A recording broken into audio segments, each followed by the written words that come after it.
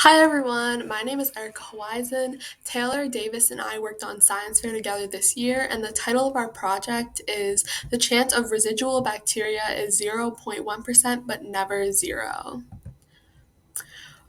We wanted to do this experiment because most people tend to have the preconception that cheaper products or generic products are less effective than similar products that are more expensive. So we wanted to test whether this theory is true or not.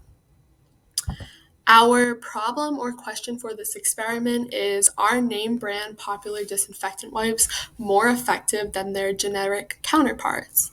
And our hypothesis for this experiment is, if students' desks are wiped down with different brands of disinfectant wipes, the generic brands of disinfectant wipes will have more residual bacteria than their name brand counterparts. The popular brands of wipes that we decided to use were Lysol and Clorox. Those are two very popular brands that most people have within their own homes. And then as for the generic brands of wipes, we went with Great Value and Kimtech. Great Value is Walmart's generic brand of products, and Kimtech are the disinfectant wipes that the school provides for our classroom. So most teachers use this brand of wipes to wipe down the desks at school. In order to do this experiment, we cleaned 4 separate desks with 4 different brands of disinfectant wipes, and then we swabbed these desks with a cotton swab. Next, we rubbed the cotton swab into 4 separate petri dishes with agar, and we then took photos of the petri dishes over the next 10 days to see if any bacteria grew.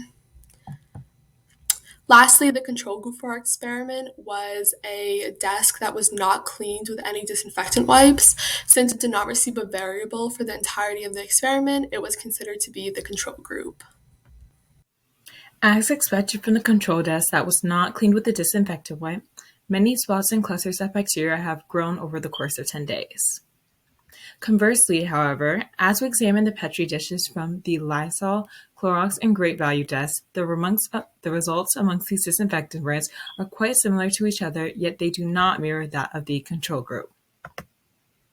Looking at each Petri dish for these respective brands, such as Lysol, Clorox, and Great Value, we can see that no bacteria has been cultured throughout the entire experiment. However, Kimtech, on the other hand, amongst the 4 disinfectant brands, experienced very different results.